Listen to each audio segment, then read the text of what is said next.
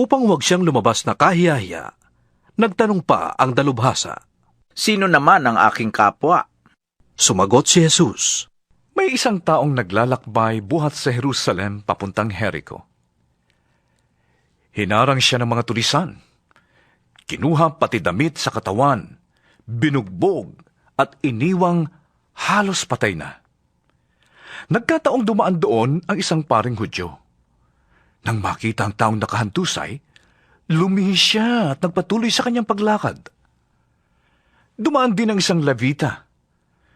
Ngunit nang makita niyang nasaktan, lumihis din ito at nagpatuloy sa kanyang paglakad. Ngunit may isang Samaritanong naglalakbay na napadaan doon. Nakita niya ang biktima at siya'y nahabag. Nilapitan niya ito. Binuhusan ng langis at alak ang mga sugat at binendahan. Pagkatapos, isinakay ng Samaritano sa sarili niyang hayop ang lalaki at dinala ito sa bahay panuluyan at inalagaan doon. Kinabukasan, binigyan niya ng 2 denaryo ang may-ari ng bahay panuluyan at sinabi, "Heto, alagaan mo siya at kung higit pa riyan ang iyong magagastos, babayaran ko sa aking pagbabalik." Sa palagay mo, sino kaya sa 3 ang naging tunay na kapwa ng taong hinarang ng mga tulisan? Tanong ni Jesus. Ang nagpakita ng habag sa kanya. Tugon ng dalubhasa. Sinabi sa kanya ni Jesus, Humayo ka't ganun din ang gawin mo. Nagpatuloy si Jesus at ang kanyang mga alagad sa kanilang paglalakbay at pumasok sila sa isang nayon. Malugod silang tinanggap sa tahanan ng isang babaeng nagngangalang Marta. May kapatid siyang Maria ang pangalan. Naupo ito sa paanan ng Panginoon upang makinig sa kanyang itinuturo. Si Marta naman ay abalang-abala sa paghahanda, kaya't lumapit siya kay Jesus at dumaing. Panginoon, baliwala po ba sa inyo na pinabayaan ako ng kapatid kong maghanda ng nag-iisa? Sabihan nga po ninyo siyang tulungan naman ako. Ngunit sinabi ng Panginoon sa kanya, Marta, Marta, naliligalig ka at abalang-abala sa maraming bagay. Ngunit isa lamang ang talagang kailangan. Mas mabuti ang pinili ni Maria at ito'y hindi aalisin sa kanya. 10 Kabanata. Pagkatapos nito, humirang ang Panginoon ng 72 pa. Sila ay sinugo niya ng 2 sa bawat bayan at pook na pupuntahan niya. Sinabi niya sa kanila, Sagana ang aanihin, ngunit kakaunti ang mga manggagawa. Idalangin ninyo sa may-ari ng aanihin na magpadala siya ng mga manggagawa sa kanyang bukirin. Humayo kayo. Sinusugo ko kayong parang mga kordero sa gitna ng mababangis na asong gubat.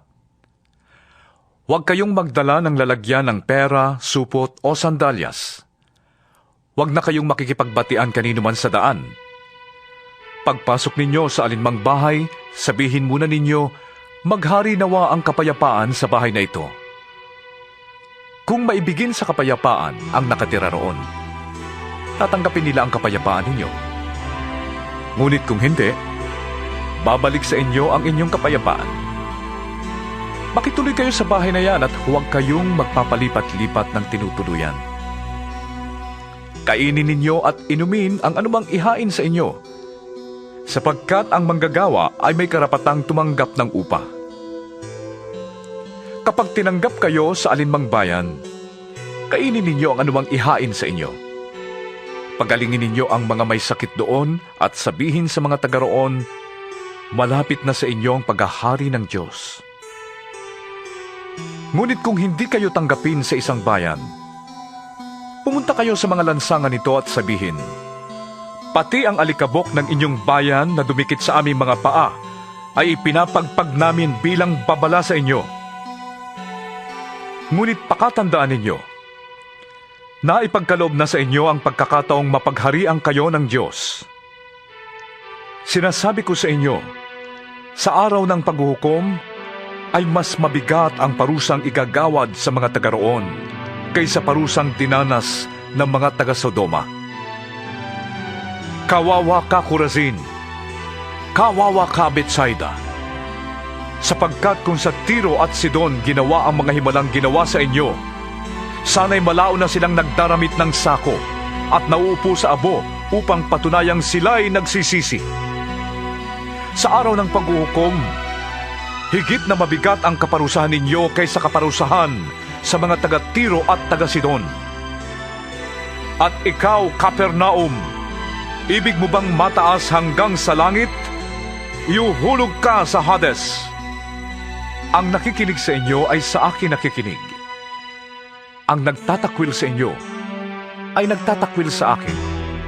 At ang nagtatakwil sa akin ay nagtatakwil sa nagsugo sa akin. Bumalik na tuwang-tuwa ang 72. Panginoon, Sabi nila, kahit po ang mga demonyo'y sumusunod kapag inutusan namin sa pangalan ninyo. sinabi sa kanila ni Jesus, Nakita kong parang kidlat na nahulog si Satanas mula sa langit. Binigyan ko kayo ng kapangyarihang tapakan ng mga ahas at mga alakdan, at talunin ang lahat ng kapangyarihan ng kaaway, at walang makakapanakit sa inyo. Ngunit magalak kayo, hindi dahil sa napapasuko ninyo ang masasamang espiritu, kundi dahil sa nakatala sa langit ang inyong mga pangalan. Nang oras ding yon, si Jesus ay napuspos ng galak ng Espiritu Santo. Sinabi niya, Pinasasalamatan kita, Ama, Panginoon ng langit at lupa, sapagkat inilihim mo sa marurunong at mga pantas sa mga bagay na ito, at inihayag mo sa mga taong ang kalooban ay tulad ng sabata. Oo, Ama, sapagkat ganoon ang ibig mong mangyari. Ibinigay sa akin ng aking Ama ang lahat ng bagay. Walang nakakakilala sa anak kundi ang Ama, at wala namang nakakakilala sa Ama kundi ang anak, at ang mga taong marapati ng anak na makakilala sa kanya. humarap si Jesus sa mga alagad at sinabi ng walang ibang nakakarinig, Mapalad kayo, sapagkat nakita ninyo ang inyong mga nakikita ngayon. Sinasabi ko sa inyo, maraming propeta at mga hari ang nagnasang makita ang inyong nakikita, ngunit hindi nila nakita. Hinangad din nilang mapakinggan ang inyong naririnig, ngunit hindi rin nila narinig. Isang dalubhasa sa kautusan ang lumapit kay Jesus upang siya'y subukin. Guro, anong dapat kong gawin upang magkaroon ako ng buhay na walang hanggan? Tanong niya. Sumagot si Jesus, Ano bang nakasulat sa kautusan? Ano bang nababasa mo roon? Tugon ng dalubhasa, Ibigin mo ang Panginoon mong Diyos ng buong puso, buong kaluluwa, buong lakas, at buong pag-iisip. At ibigin mo ang iyong kapwa gaya ng pag-ibig mo sa iyong sarili. Tama ang sagot mo. sabi ni Jesus. Gawin mo yan at magkakamit ka ng buhay na walang hanggan.